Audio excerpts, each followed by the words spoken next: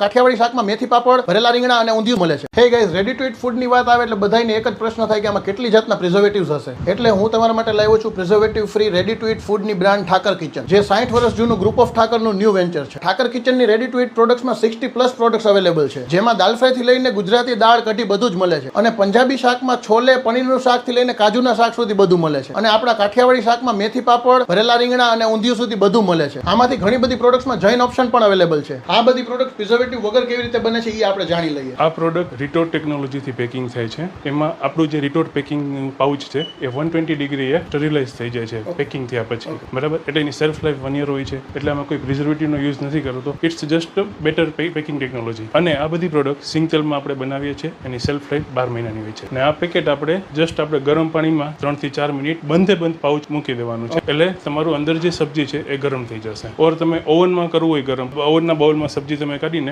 ઓવનમાં 1 થી 2 મિનિટ તમે મૂકી શકો છો. ફોરેન કે બારગામ પડતા સ્ટુડન્ટ્સ માટે પણ બહુ સારું ઓપ્શન છે અને ટ્રાવેલર્સ માટે પણ સારું ઓપ્શન છે, કારણ કે આ બહુ ઇઝીલી બની જાય છે. અને આ સબ્જી અંદર રેડી જ હોય છે. આપણે જસ્ટ ગરમ કરવા માટે આ બધી પ્રોસિજર કરીએ છીએ. પાણીમાં મૂકવાનું કે ઓવનમાં કરવાનું. આ ડિહાઇડ્રેટ સબ્જી નથી, ઓલરેડી અંદર પ્રિપેર જ બધી વસ્તુ હોય છે. પાણી કેવું એડ કરવાનું નથી. આ સિવાય બીજી લોટ ઓફ પ્રોડક્ટ છે, જેની વધુ વિગત માટે તમે સ્ક્રીન ઉપર આવ્યા છે એ નંબર પર વોટ્સએપ કરજો અથવા વેબસાઇટ ઉપર વિઝિટ કરજો અને ઓલ ઓવર ઇન્ડિયામાં ડિલિવરી થઈ જશે. તો ફટાફટ આ વિડીયો ફ્રેન્ડ અને ફેમિલીને શેર કરી દો અને આગળ પણ આ વિડીયો જોવા માટે આ પેજને ફોલો કરી લેજો. Thank you.